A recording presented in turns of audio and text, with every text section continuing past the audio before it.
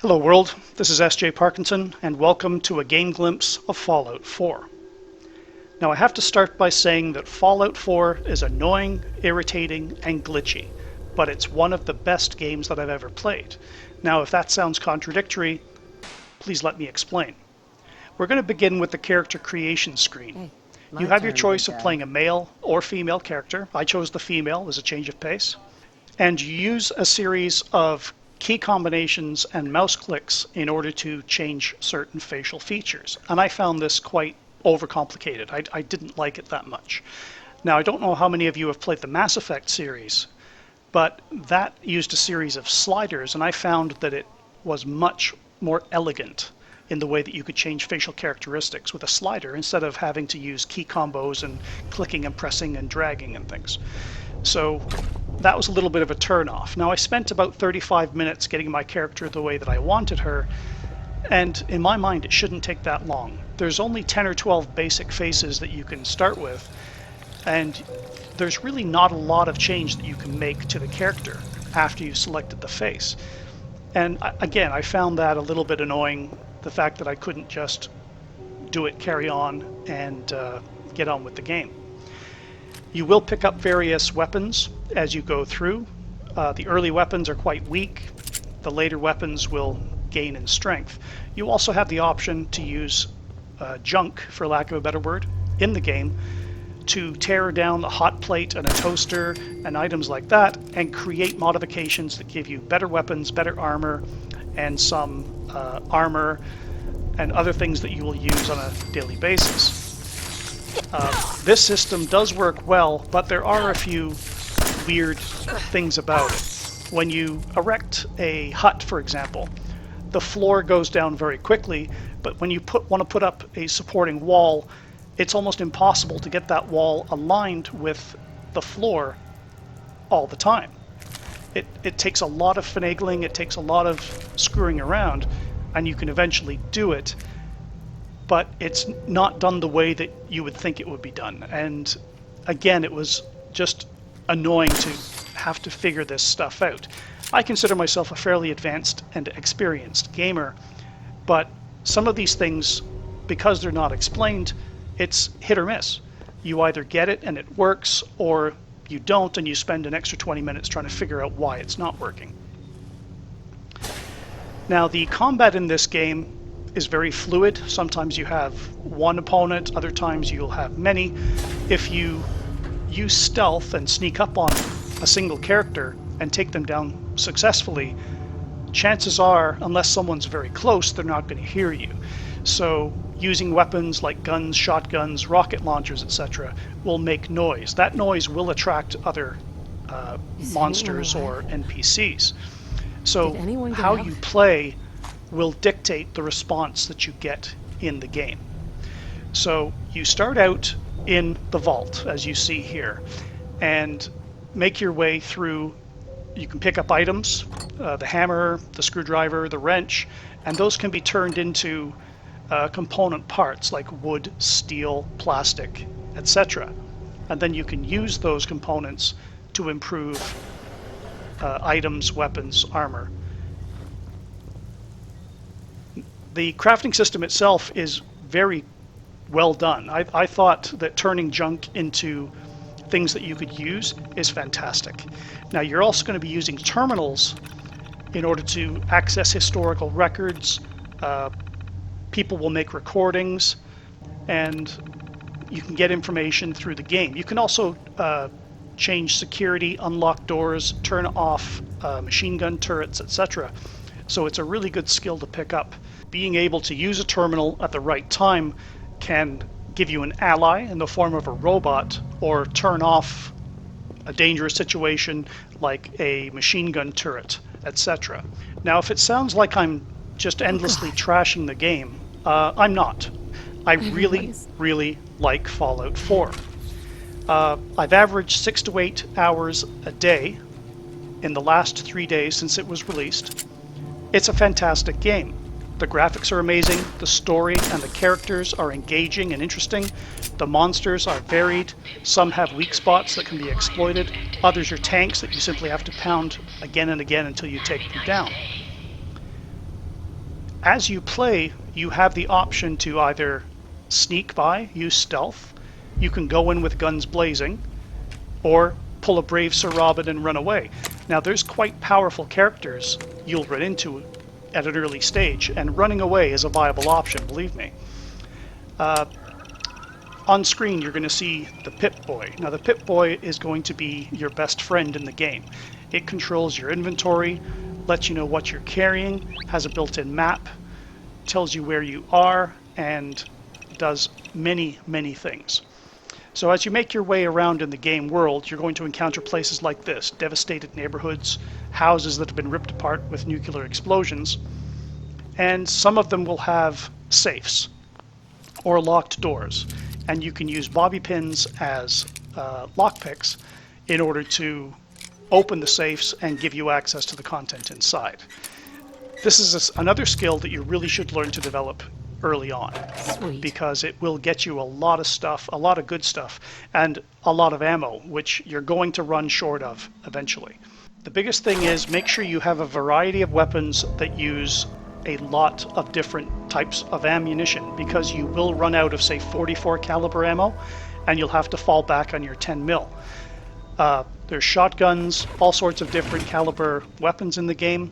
Make sure you have a selection on hand all the time. You'll notice I started out with a pistol. I now have a double barrel shotgun.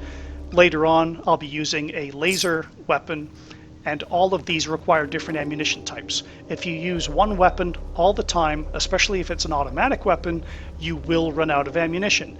In the middle of a firefight, that's not a good thing if you don't have an alternative weapon. You can also do melee attacks, which is just pounding on them, and a lot of weapons are equipped with bayonets and that type of thing, but it's always good to kill them with weapons several feet away so that they can't hit you with their melee attacks. Kind of do it to them before they do it to you, sort of thing.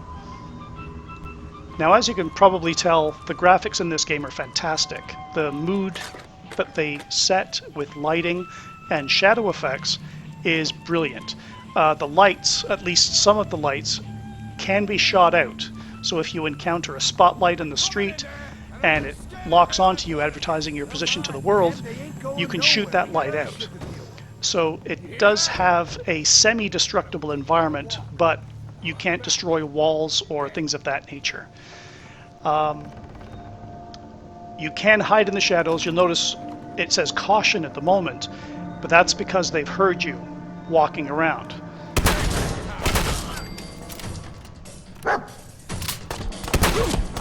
And as you can see, some weapons need to be reloaded, and a double barrel only has 2 shots, so you have to plan for that as well. You can then search your victims, take the things that you feel you need, but you can't take everything because eventually it'll be more than what you can carry. So as you progress through the game, you're going to meet various people and be able to communicate with them. Now, you can play as you see fit. You can be good, evil, or indifferent with each conversation. Those conversations will affect future choices or situations. Companions, when you pick them up, will approve or disapprove of your communication and your actions, and that may present additional content as the game progresses. The world's changed so much. So I'm playing a relatively good character for my first run through, and this is one of the potential companions that I'm speaking to right now. Now, he's also a good character, so by choosing only the good options, I'm able to impress him, and then at a later point in the game, I'm able to get a bigger reward for what I do for them. A month ago, there were 20 of us. The companions you can pick up are diverse and original. This isn't a rehash of Fallout 3 where they just changed the names on certain characters. Each companion is well thought out, well developed, and has different strengths and weaknesses that you can take advantage of.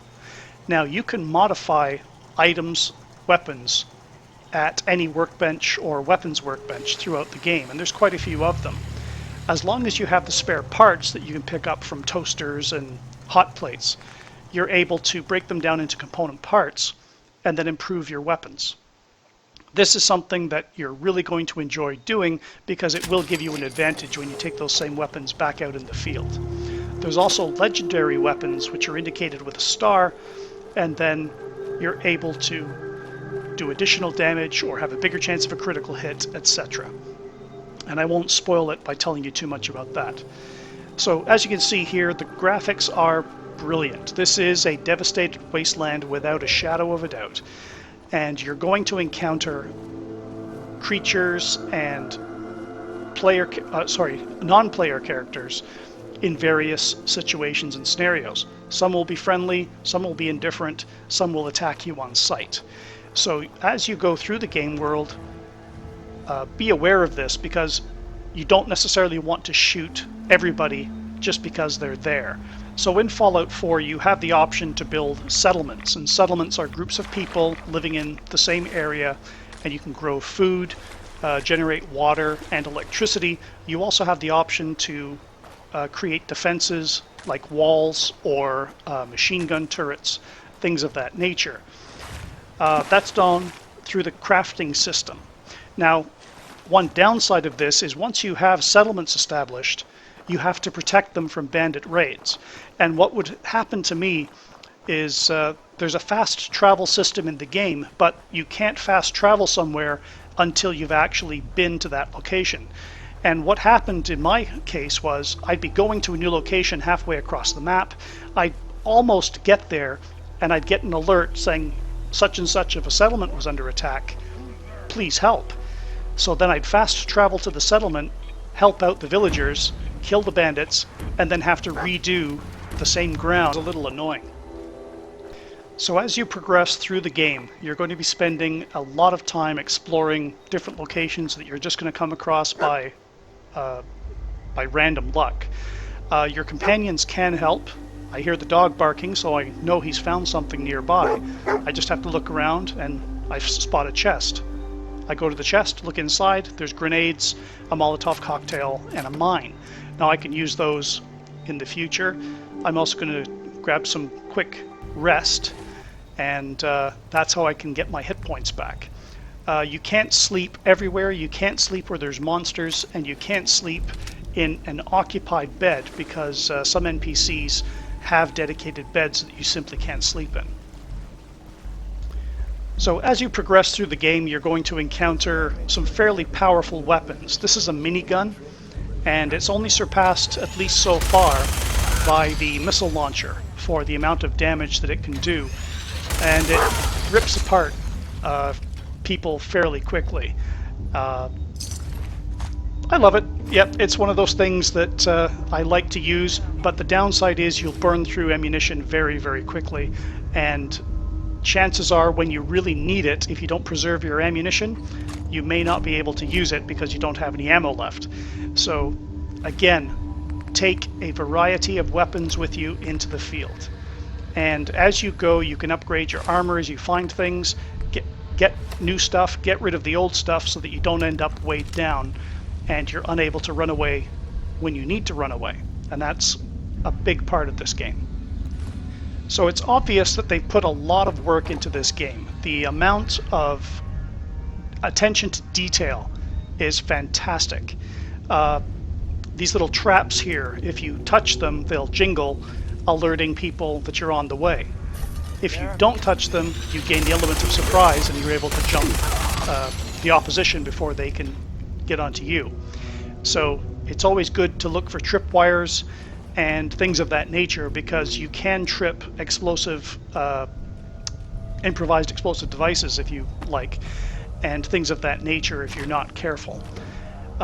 One strange thing, if you save a game and you walk up to a mine and the mine explodes, and then you say to yourself, I'm going to replay that and see if I can defuse that mine, you'll reload your game, but the mine won't be there. And it's another one of those glitches that I've encountered so far. It's rather strange because typically when you save a game, you save the game in the current state that it's at that particular point in time. And I don't know why Fallout 4 doesn't have that mine there when you restore the game. It's something that I've noticed, just again, another glitch that's a little irritating at times. So I don't want you to think that I'm trashing the game mercilessly. I'm averaging about 6 to 8 hours of gameplay per session, and for me that's about twice what I normally play a game every day. The game's fantastic, the graphics are phenomenal, the story, I can't say enough about it. I paid full price for Fallout 4 before release, and I don't feel the slightest bit cheated, but as I said earlier, there's a lot of pain points that could have been easily avoided. I've only showed you a small part of this game. I do recommend it, but I recommend you be educated before you buy it and know the limitations and the issues before you pay money for it. So that's pretty much it. Thanks for watching this Game Glimpse. If you found this video enjoyable, please like it and feel free to subscribe to my channel for other game coverage. Have a great day.